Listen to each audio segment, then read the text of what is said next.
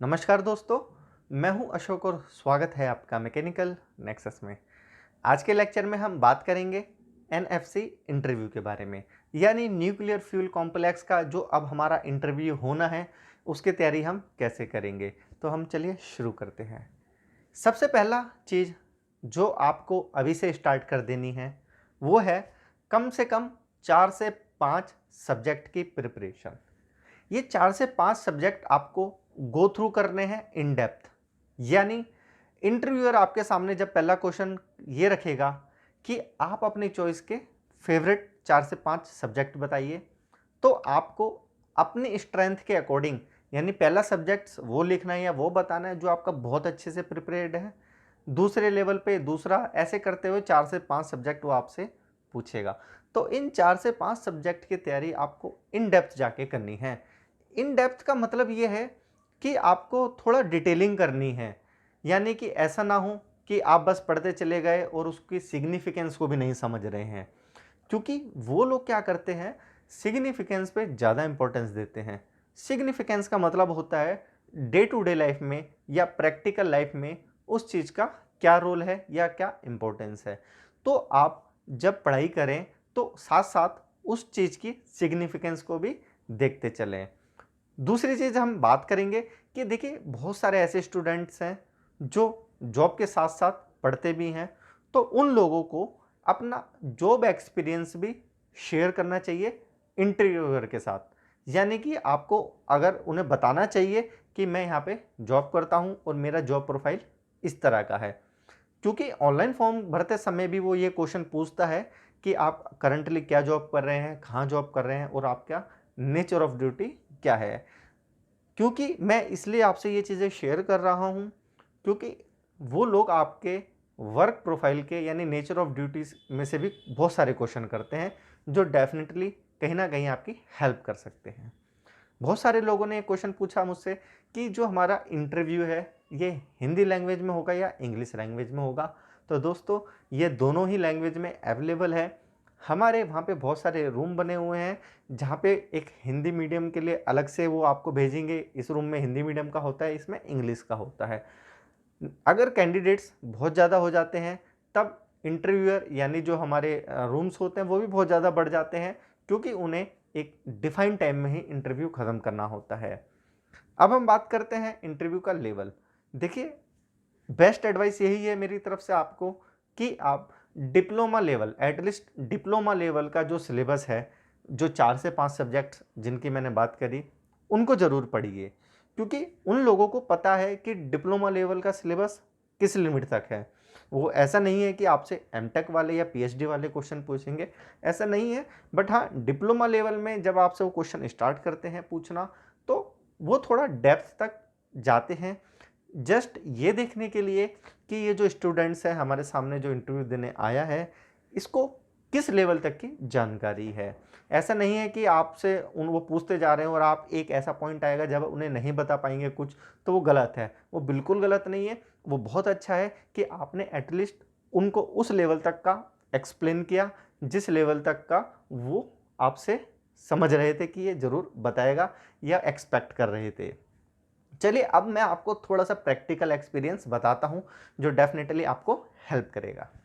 तो पहली टिप्स ये है, आपको रूम में एंटर करने से पहले यानी जिस भी रूम में इंटरव्यू हो रहा है उसमें एंटर करने से पहले आपको पोलाइटली यानी गुड मैनर्स रिप्रेजेंट करने हैं। कैसे?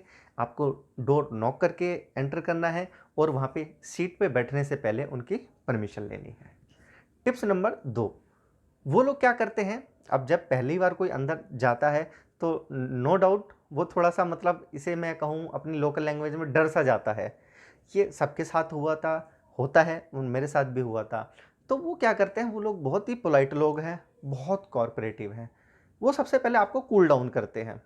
वो आपसे नॉर्मली आपसे लोकल क्वेश्चन पूछते हैं, जैसे आपका नाम, पिताजी का नाम, कहाँ से हैं आप, है ना। एक दो पर्सनल क्वेश्चन कर लेते हैं। इस तरह से क्या होता है, जब आप उनके क्वेश्चन का आंसर करेंगे तो आपको खुद अपने आप ही धीरे धीरे आपका कॉन्फिडेंस बिल्डअप होता चला जाएगा। तो वो सबसे पहले आपको कूल डाउन करते हैं।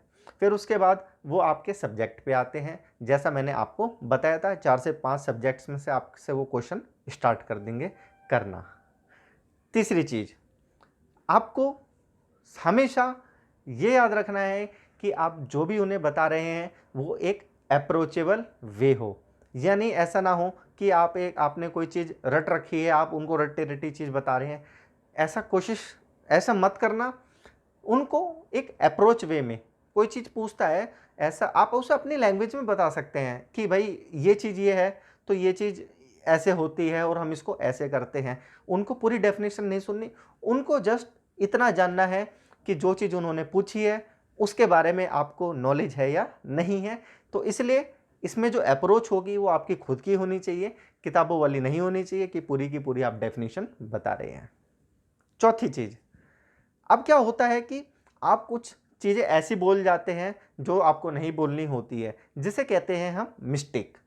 अगर आप मिस्टेक करते हैं तो आपको पोलाइटली उनको कहना चाहिए कि सर माय मिस्टेक, मुझसे मतलब गलती हो गई, ये मेरा सेंस नहीं था।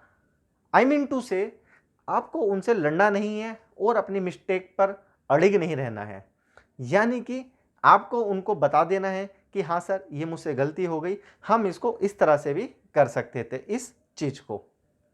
नेक्स्ट चीज़, वो लोग जो होते हैं, देखो उनको झूठ बोलने वाला बंदा बिल्कुल पसंद नहीं होता। यानी never tell a lie to them. उनको झूठ मत बोलिए, चीज़ें नहीं पता ना, आपको क्लियर बना कर दीजिए, सबसे बेस्ट है। मान लीजिए उन्होंने आपसे कुछ ऐसा क्वेश्चन पूछा जो आपको नहीं पता, यानी आप उसको बताने में असमर्थ हैं, कॉन्फिडेंस नहीं है, नहीं बता सकते, तो आप उनसे बोल दीजिए कि सर मेरे को इस क्वेश्चन का आंसर अच्छे से नहीं पता, आप मुझसे नेक्स्ट क्वेश्चन कर लीजिए। तो उनको भी अच्छा लगेगा, क्योंकि आपने एक तो उनका टाइम भी खराब नहीं किया, दूसरी चीज़ आपने उनसे झूठ भी नहीं बोला। नेक्स्ट चीज़, कई बार वो ना आपको, जैसे आपको एक अच्छा कॉन्फिडेंस है, एग्जाम्पल की बात कर लें, वो बोलें कि भाई स्ट्रेस स्ट्रेन डायग्राम जो होता है, ठीक है, वो स्ट्रेस और स्ट्रेन के बीच में बनाया जाता है। इसके रिगार्डिंग कुछ ऐसा क्वेश्चन कर दें जो आपको पता है और आपने वो सही बताया है, बट वो लोग आपका कॉन्फिडेंस लेवल चेक करने के लिए ये कहेंगे कि नहीं ऐसा नहीं होता।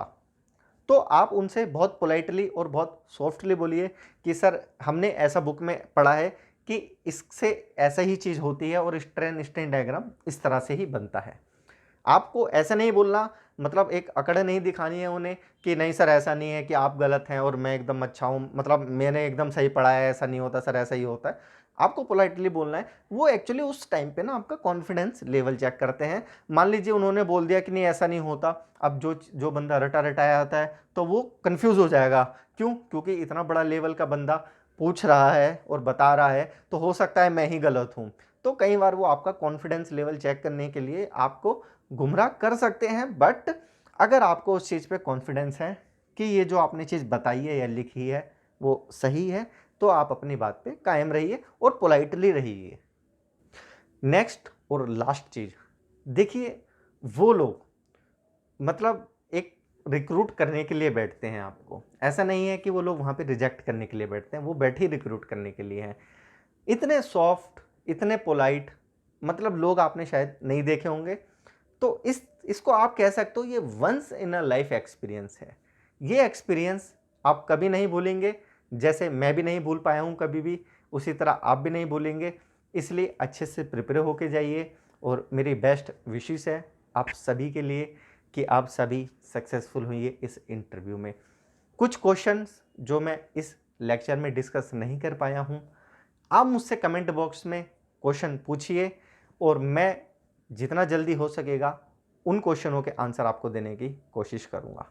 मेरे पास जो भी नोट्स थे एज ए मैकेनिकल इंजीनियर, तो वो सारे नोट्स मैंने आपको अपनी last lecture NFC exam pattern and syllabus, link and में मैं उसको भी ऐड कर दूंगा। उस वीडियो से कॉपी एंड पेस्ट करके आप पढ़ सकते हैं, वो हैंड नोट्स हैं और इसी तरीके से आपको प्रिपेयर होके भी जाना है। तो वीडियो देखने के लिए थैंक यू और मिलते हैं आपसे नेक्स्ट वीडियो में। बाय।